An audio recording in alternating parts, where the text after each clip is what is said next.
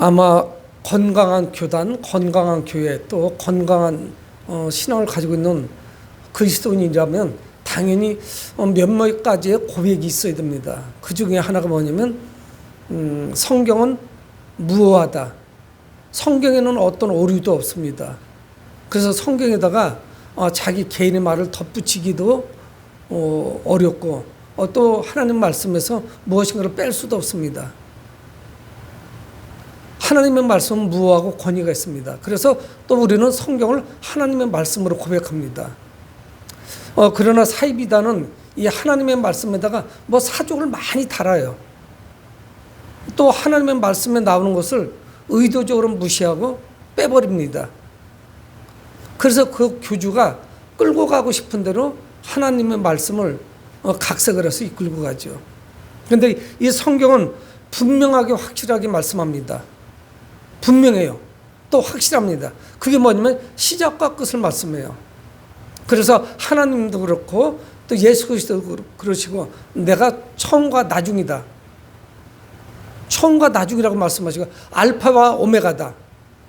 이런 말씀을 하십니다. 그리고 이 성경은 창조가 있는가 하면은 마지막에 분명히 심판이 있습니다. 그러면서 요한계시록이라고 하는 책이 66권째가 덮여지죠.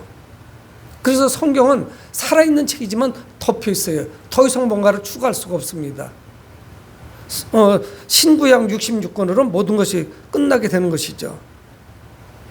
그래서 그 끝이 어디냐? 그것이 바로 예수 그리스도께서 재림하시는 날. 2000년 전에 이 땅에 초림하셨지만 재림하시는 날. 그날이 그때가 심판의 때다 말씀을 합니다. 그게 마지막이죠. 그래서 우리는 종말이다 이렇게 이야기하고 마지막 때다 그렇게 말씀하기도 하고 주님의 재림 이 모든 것을 연결을 합니다. 그런데 이 중요한 사실은 뭐냐면 우리에게 주어진 시간이 생각보다 그렇게 많이 남아있다 이렇게 말하기는 어려워요. 어떻든 하루가 지나면 하루씩 단축됩니다. 그건 분명한 사실이에요.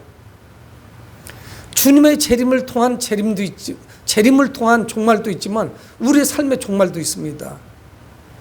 성경도 분명 말씀하시길 사람이 강건하면 70이요 80이다 말씀을 하거든요. 의술이 좋아졌지만 더 이상 얼마를 더 살겠어요. 10년 20년이죠. 100세를 넘기기 어렵지 않겠습니까? 그래서 혹시 우리에게 주어진 삶이 끝이 나에게 없는 듯이 늘 청년과 같은 마음, 물론 그렇게 사는 건 중요하죠.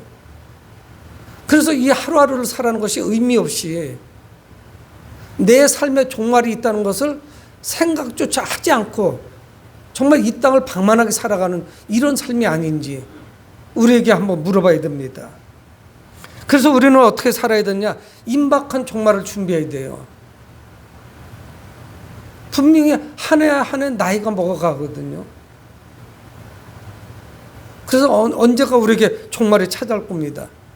그래서 우리는 이 종말을 준비해 무감각하거나 뒤를 미룰 일이 아니죠. 그래서 이날은 준비된 자들에게 결코 두려운 날이 아닐 겁니다. 오늘 이 13장 1절에 성경 말씀이 시작을 어떻게 시작이 되냐면 그때에 이렇게 말씀을 해요. 근데 사실은 예수님은 여기에서 이어지는 말씀을 앞쪽에서 좀 일부 하셨습니다. 그게 어디면 12장이에요. 12장 54절에서 56절에 보면은 예수님 그 말씀을 합니다. 구름이 서쪽에서 떠오르면은 우리나라하고는 좀 달라요. 그러니까 이스라엘 같은 경우는 지중해 쪽에서 서쪽 그 바다에서 구름이 오면은 오늘은 비가 오겠다. 이렇게 생각합니다. 그리고 그게 맞아요. 경험적으로. 그리고 50절 말씀같이 남풍이 부는 것을 보면 말하기를 오늘 힘이 더울 것이다. 남쪽에서 바람 불면 왜 덥냐면은 그 열대지방 이집트 이쪽에서 바람 아프리카 쪽에서 불어오니까 얼마나 덥겠어요. 오히려 북쪽에서 불어오면 좀 시원한 바람이 있겠지만 그래서 예수는 뭐를 말씀하냐면 우리가 사람들은 그 당시 2000년 전이지만 무슨 인공호성을 띄우거나 아니면 기상대가 있거나 이것을 어떻게 해볼 수가 없는데 이거를 분간할 줄 아는 지혜가 있다고요. 오늘은 구름이 끼는 거 보니까 오늘은 분명히 비가 올 거야. 여기 바람 부는 거 보니까 오늘은 매우 덥게 생겼다. 이거를 예측한다고요. 그게 또 사람들의 지혜가 아니겠습니까? 그래서 예수님 말씀하시는 거예요. 56절에 외식하는 자의 너희가 천지의 기상은 분간할 줄 알면서 어찌 이 시대는 분간하지 못하느냐. 아니 기후도 분간을 하면서 자기가 살고 있는 이 시대가 어느 시대인지, 나는 지금 어디를 향해서 달려가고 있는지를 분간 안 하는 거예요. 의도적으로 그거 생각하기가 싫은 거예요. 우리 대중가요 가수 그 가사 중에 청춘아 돌려다오 뭐 이런 가사가 있습니다. 그게 돌아오나요? 아니면 윤회설이 맞아서 그렇게 윤회하고 있는 것인지, 돌고 도는 것인지, 사람으로 태어났다 축생으로 태어났다 이렇게 돌고 도는 것인지, 그러면 기회도 있겠죠. 전생이 있고. 여러분 근데 그렇지 않은 거예요. 그래서 예수님이 이어서 말씀하시는 어떤 말씀을 하시냐면, 어떤 문제를 가지고 두 사람이 재판정에 갈 때 가기 전에, 재판정에 도착하기 전에 빨리 화해해라. 이건 뭐예요? 타이밍을 놓치지 말라는 거예요. 재판정에 들어가는 순간은 이제 판결밖에 없습니다. 누가 무엇을 잘못한지 간에 그 이전에 화해하고 재판정 안 가는 게 옳지 않겠어요? 문제가 안 되는 게 더 좋죠.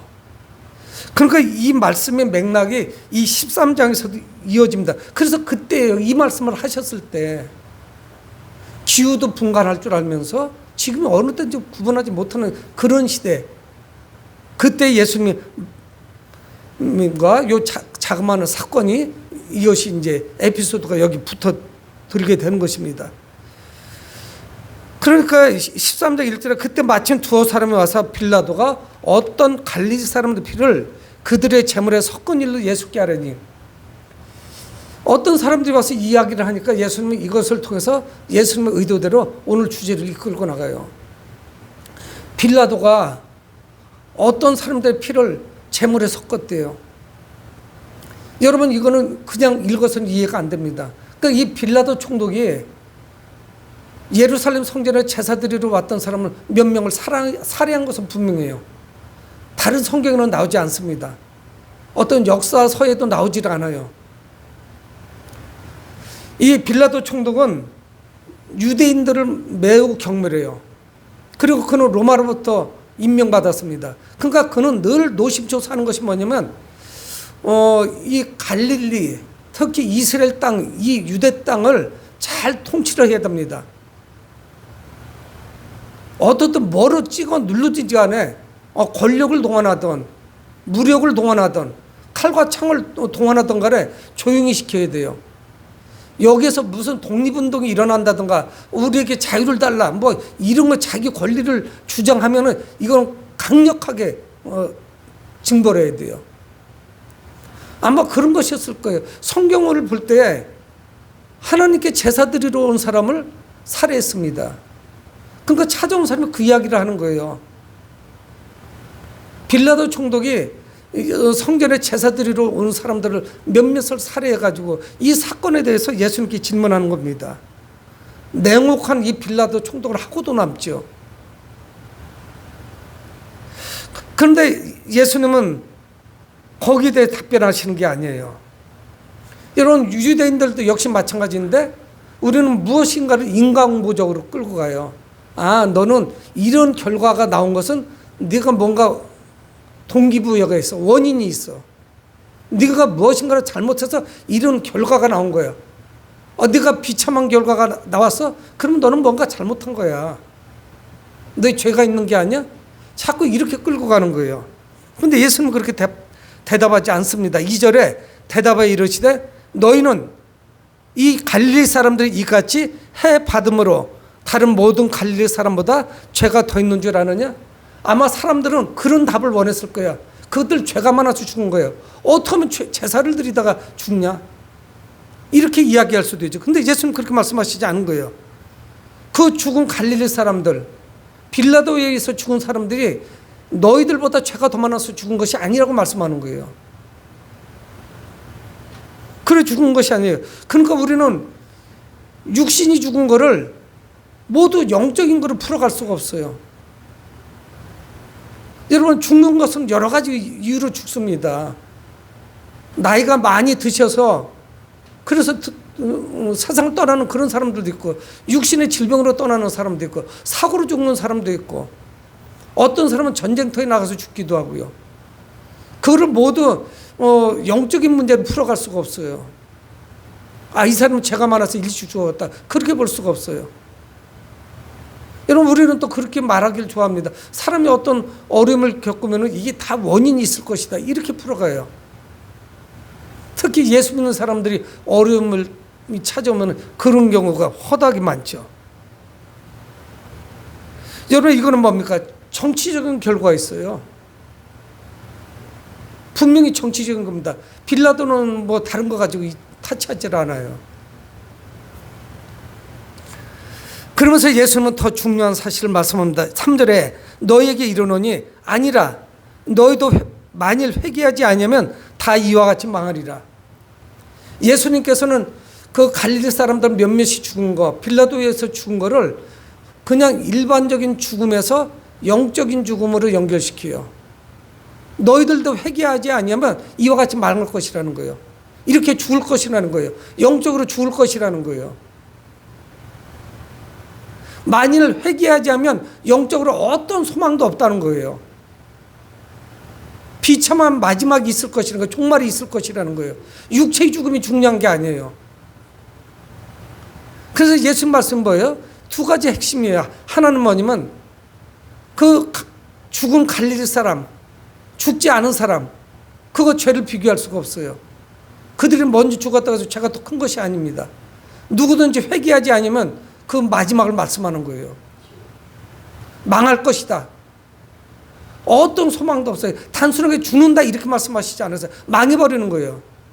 회복이 불가능해요. 기회가 있지 않습니다. 그러면서 예수님은 더 붙여서 말씀하는 거예요. 4절에 또 실로암에서 망대가 무너져 치어 죽은 18사람이 예루살렘에 거한 다른 모든 사람보다 죄가 더 있는 줄 아느냐? 좀 유사한 사건이죠. 빌라도 총독에서 엠몬 사람들이 죽었습니다. 갈릴리 사람들이. 정치적인 것이 자기에게 위협이 될까 봐 자신은 그 팔레스타인 땅, 유대 땅을 평화롭게 잘 통치를 해야 되는데 이것들이 들고 일어나는 거예요. 그래서 몇 명을 살해한 거예요.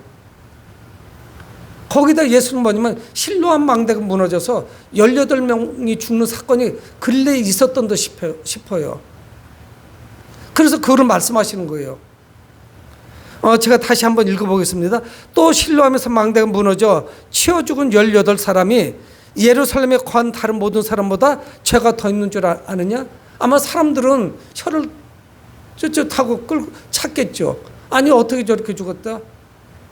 일을 하다가 죽은 거죠. 여러분, 이거는 죽음의 원인이 뭡니까? 부실공사예요. 건축 현장에서 뭔가가 잘못됐어요. 잘 점검하지 않은 거예요. 공사 현장이 굉장히 위험하게 이게 진행이 됐던 것 같아요. 그래서 공사를 하다가 무너져가지고 18명이 죽은 사건이에요. 그 이스라엘 때가 얼마나 파닥에 소문이 났겠습니까? 아마 요즘 같으면 헤드라인 뉴스에 나올 일이죠. 8시나 9시 뉴스 제일 먼저 나올 그런 뉴스예요. 근데 사람들은 이러쿵저러쿵 참 많은 이야기를 합니다. 얼마나 죄가 많으면 망대가 무너져서 거기에 깔려서 18명씩 죽나. 그래서 자꾸 저 사람들에게 문제가 있다고 자꾸 뒤집어 씌우는 거죠. 근데 예수님 말씀 뭐예요? 망대가 무너져서 죽은 18명과 지금 예루살렘에 살아있는 사람들, 버젓이 살아있는 사람들, 그들의 죄보다 그들이 더 중요한 것이 아니라는 거예요. 여러분, 우리의 시각을 바꿔야 됩니다. 우리는 자꾸 육신적인 죽음을 말씀하는 거예요. 유대인들의 시각대로 죄 때문에 죽었을 거예요? 아니라는 거예요. 부실공사 때문에 죽은 겁니다. 여러분, 그래서 우리는 육신적인 죽음, 생물학적인 죽음, 그 사람은 숨이 끊어져서 숨을 안 쉬어? 심장이 뛰지를 않아? 이 죽음만 이야기하는 거예요. 여러분, 그러니까 오늘 말씀에 나오는 두 사건, 이건 뭡니까? 빌라도에게 죽은 갈릴리 사람들. 이 사람들은 힘이 없어서 권력에 의해서 죽은 거예요. 그리고 망대가 무너져서 죽은 사람들, 이거는 뭡니까? 잠깐의 방심이에요. 부실공사가 원인이에요. 안전수칙을 지키지 않았습니다. 그러니까 그 잘못해가지고 그 무너져 내렸죠. 그래서 일하던 사람들이 죽은 거예요. 여러분, 지금 우리가 살고 있는 세상은 어떻습니까? 세상 각처에서 전쟁이 일어납니다. 그리고 사람 죽어요. 현재 진앙형이에요. 전쟁이 일어나요. 또 사고로 많은 사람들이 죽습니다. 교통사고로 세상을 떠나는 사람들도 많아요. 여러분, 그것뿐인가요? 우리는 대한민국에서 현재도 아파트 공사를 하다가 수십 층이 올라갔는데 그게 무너져서 죽는 거예요, 사람들이. 큰 대기업에서 공사를 얼마나 부실하게 했는지 철근을 빼먹기도 하고요. 그래서 이야기하잖아요. 순살 아파트. 여러분, 순살 치킨은 뼈가 없는 치킨, 살만 있는 치킨이거든요. 철근을 다 빼먹었어요. 뼈 없는 것 같이. 그래서 무너져 내리는 거예요. 오늘 성경하는 이 두 가지가 그런 상황입니다. 그러니까 이것이 뭐냐? 다른 사람들을 비난하기 이전에 나의 영적인 상태, 육신의 죽음이 아니라 영적인 상태를 한번 보셔야 돼요. 내 영적인 종말은 어떻게 되는 것인가? 이미 죽은 사람들, 사고로 죽었던, 권력에 의해서 죽었던, 방심해서 죽었던, 안전수칙을 지키지 않아서 죽었던, 아니면은 너무 공기를 앞당겨서 빨리 이거를 완성시키려고 하다가 서두르다가 사고 나서 죽었던. 여러분, 그것이 중요한 게 아니라 우리가 버젓이 살고 있지만 그 종말을 향해서 달려가면서 무방비 상태로 지금 놓여져 있는 사람들, 이 사람들 향해서 주님은 말씀하시는 겁니다. 그래서 5절에 또 말씀해요. 너에게 이르노니 아니라. 실로하면서 망대가 무너져 죽은 18명, 예루살렘에 거하는 나머지 사람들, 그들보다 죄가 더 있는 건 아니라는 거예요. 예수님이 말씀하시는 거예요. 너희도 만일 회개하지 아니하면 다 이와 같이 망하리라. 앞에서 하신 말씀을 반복적으로 말씀하시는 거예요. 그런 육적인 죽음의 문제가 아니라 영적인 죽음을 말씀하는 거죠. 회개하지 아니하면 죽는 죽음이 있단 말이에요. 다 망할 것이다. 여러분, 우리는 영적으로 깨어 있어야 됩니다. 이 사람의 불행이 악한 사람에게 내리는 하나님의 심판이 아니에요. 그런 경우도 있지만, 여러분, 우리는 그런 잣대로 보면 안 돼요. 자신의 죄 때문에 죽는 거예요. 여러분, 우리는 왜 죽느냐? 육신적으로는 다, 생물학적으로 다 죽어요. 근데 왜 우리가 심판을 받고 죽느냐? 왜 그리스도인들은 자꾸 죽음을 이야기하느냐? 죄 때문에 죽는단 말이에요. 그래서 히브리서도 말씀합니다. 사람이 죽는 것은 정한 것이요, 정하신 것이래요. 다 죽는다는 거예요. 근데 뭐라고 말씀하니? 이어서 이후에 심판이 있으리니 말씀하는 거예요. 여러분, 우리는 죄 때문에 죽는데 왜 죽는 줄 아세요? 성경은 예수님 말씀하시는 회개를 안 해서 죽는 거예요. 회개를 하지 않아서. 예수님은 모든 사람들이 죄인이므로 회개할 것을 촉구하십니다. 빌라도 총독에서 죽은 갈릴리 사람들, 또 그 와중에도 살아남은 사람들, 망대가 무너져서 죽은 18명의 사람들, 하지만 예루살렘에는 살아있는 더 많은 사람들이 있죠. 이들 모든 사람들이 회개하지 않으면 망하는 거예요. 죽는 거죠. 그래서 주님은 회개하라, 회개를 촉구하시는 거예요. 그래서 6절 이하에서는 예수님이 이 회개가 왜 시급한 것인지를 비유로 말씀하시는 거예요. 왜 회개가 우리에게 중요한 것인지. 그래서 쉬운 예를 들어서 비유를 들어서 말씀하시는 거예요. 이해하기 쉽게. 6절에 이에 비유로 말씀하시되 한 사람이 포도원에 무화과나무를 심은 것이 있더니 와서 그 열매를 구했으나 얻지 못한지라. 여기 성경에서 계속 거슬리는 게 뭔 줄 아세요? 한 사람이 포도원에 무화과나무를 심었다는 거예요. 아니, 거기 갈 장소가 아닌데? 포도원에는 포도나무만 있어야죠. 무화과나무가 있는 곳은 무화과나무끼리 있어야만 서로 재배하기가 쉽지 않겠어요? 손 보는 것도 그렇고 포도나무는 가지도 쳐줘야 되고 또 수확 시기도 조금씩은 다 다르니까 근데 성경 분명히 이유가 있단 말이에요. 포도원은 무화과나무를 주인이 심었어요. 한 사람이. 그리고 뭡니까? 와서 열매를 구하는 거예요. 때가 됐으니까 열매를 구하죠. 열매를 딸 때가 됐단 말이에요. 근데 성경은 뭐라고 말씀하냐면 와서 그 열매를 구했으나 얻지 못한지라. 이상한 일이 벌어진 거예요. 포도원에 무화과나무를 심고 때가 돼서 열매가 열릴 때가 돼서 갔는데 열매가 없어요. 아예 나오지도 않았어요. 여러분 우리는 알잖아요. 무화과나무가 이게 그냥 꽃이 피고 사과나 배같이 이렇게 열매가 열리는 게 아니거든요. 학자들은 그렇게 이야기해요. 그것이 꽃이래요.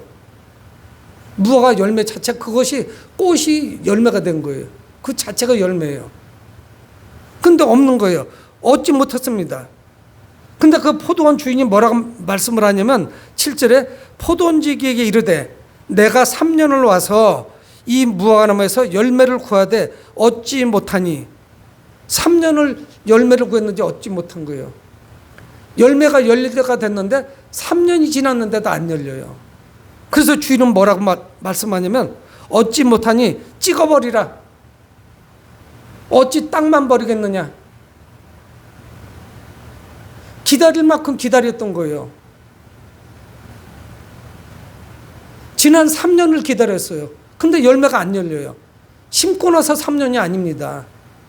열매가 나와야 되는데 지난 3년 동안 와서 봤는데 안 열리는 거예요.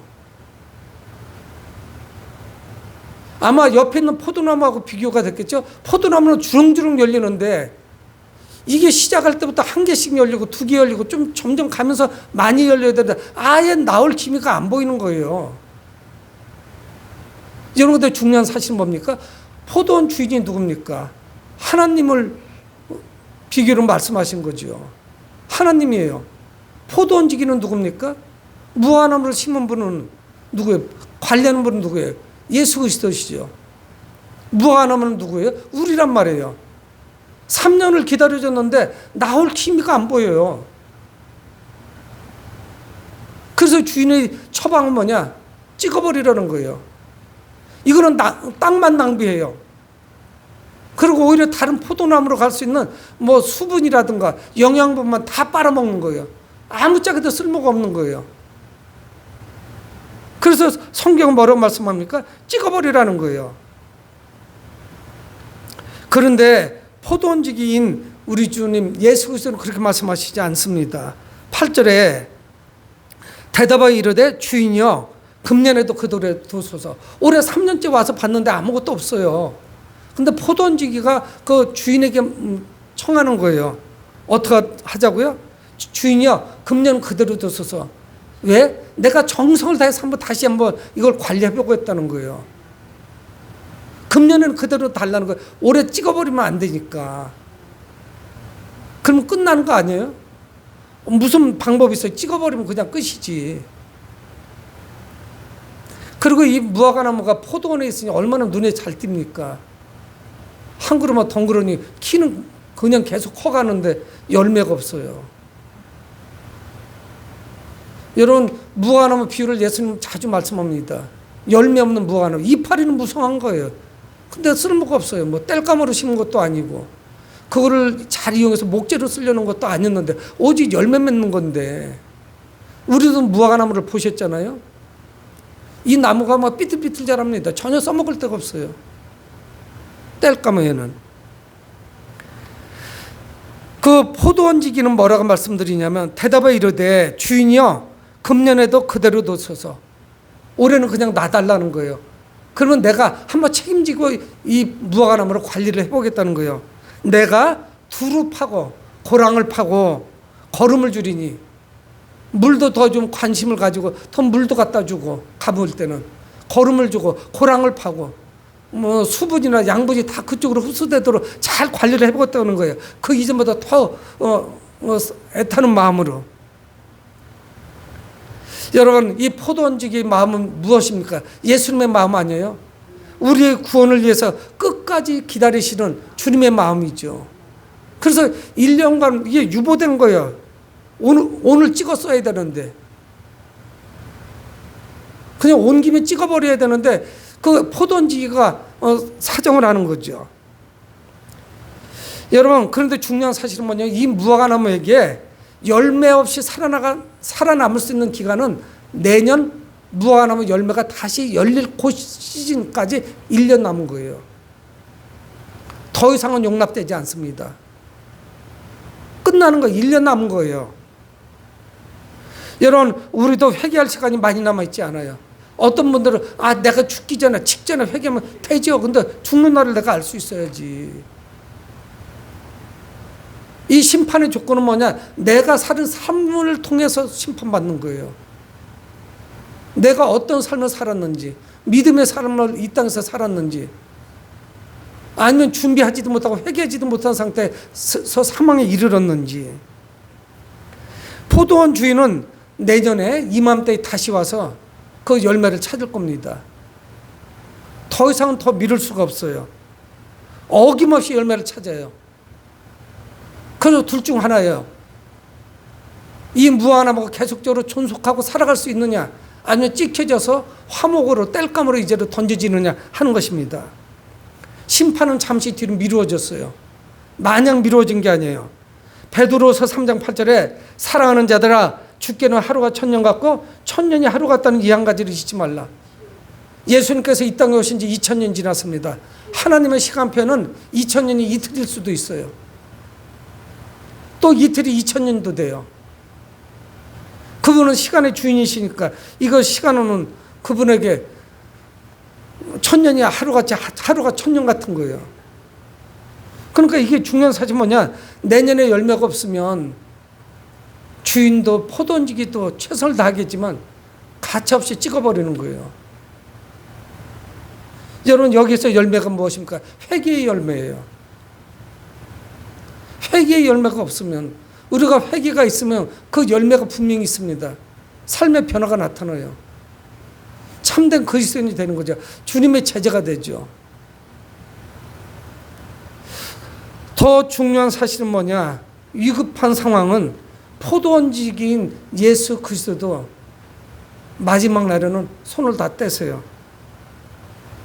계시록을 읽어보면 우리는 그런 장면을 봐요. 마지막까지도 하나님을 저주하는 사람이 있어요. 우리가 하나님을 저주한다, 하나님이 저주를 받으시나요? 그러니까 이 세상에 얼마나 강팍하고 악독한지 알 수 있어요. 그 징조가 나타나고 시기가 가까우는데 깨있지 않은 사람들은 그냥 살아가는 거예요. 뭐가 뭔지도 모르고. 여러분, 중요한 사실은 뭐냐, 이미 2000년 전에 예수님께서 오셨다는 거예요. 타이머는 눌러졌어요. 예수님의 오심을 통해서 심판이 가까워지기 시작했습니다. 내년이에요. 무화과나무 열매를 보실 거예요. 열매 없는 무화과나무가 찍히는 날, 찍힐지 아니면 존속할 수 있는지 생각보다 빠르게 올 거예요. 마냥 이게 늘어지지 않습니다. 누구든지 회개의 열매를 맺지 못하면, 회개하지 아니하면 이 심판의 때에 땅을 치게 될 거예요.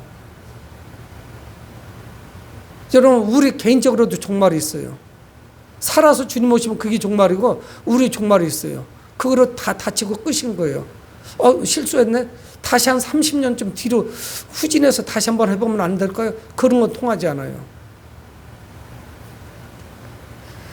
주님을 영접하는 자는 주님의 은혜가 풍성할 것이고, 주님의 그 은혜를 거부하는 자, 복음을 거부하고 회개를 거부하는 자, 냉혹한 심판이 있을 거예요.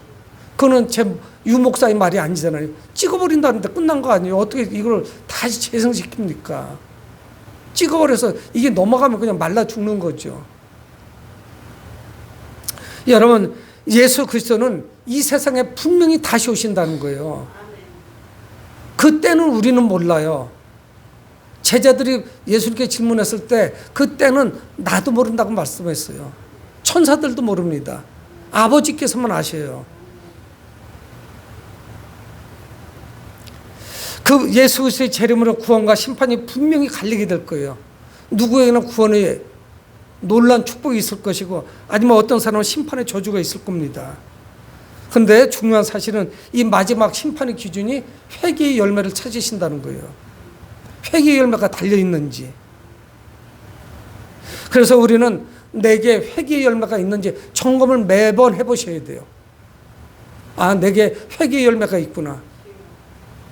회개의 열매를 찾을 수가 없구나.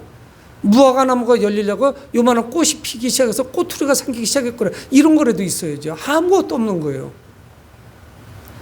우리가 받은 복음은 우리에게 회개를 촉구합니다. 복음은 분명히 우리에게 회개를 촉구해요. 우리의 죄를 주님께 내어놓게 만들어요. 그리고 우리의 삶이 변화가 나타나요. 사랑하는 성도 여러분, 얼마 남지 않은 시간 금방 갑니다. 저도 내일 모레면 70인 거예요. 왜 이렇게 빨리 갔는지 몰라요. 마음은 20대 30대인데 눈도 침침해지고요. 그래서 눈을 설교할 때 되면 여러 번 비비기도 하고, 어떤 데 건조했다가 어떤 데 눈물이 나기도 하고요. 잘 보이지도 않고, 다 초점 렌즈가 더 불편하기도 하고, 멀리 봤다 가까운 데 봤다 하니까 더 흐려져요. 청력도 예전만 못하고요. 오늘 또 처음에는 안 열었다가 예배당 문 저쪽을 다 열고 내려갔는데 무릎도 아프죠. 저는 제가 늙을 거라는 거 별로 생각 안 했어요. 계속 청년일 줄 알았어요. 여러분, 그런데 점점 가까워지잖아요. 그래서 우리에게 남아있는 시간을 우리는 헛되이 보낼 수가 없습니다. 정말 중요한 게 뭐냐? 비즈니스가 아니에요. 하나님을 사랑하고 형제를 사랑하는 그 회개의 열매가 우리 가운데 있어야 돼요. 주님은 땅을 파고 거름을 주시고 청성을 다 하실 거예요. 근데 그게 언제냐? 우리 살아있는 동안 뿐이야. 주님 다시 오실 때까지. 이게 지나면 끝이란 말이에요. 우리 사랑하는 성도 여러분 모두가 바른 선택과 회개의 열매를 통해서 먼 훗날 하나님 나라에서 다시 만날 것이라는 것을 축복하며 오늘 예배를 마칩니다. 고마우신 아버지 하나님, 저희들 가운데 임하시고 역사해 주신 물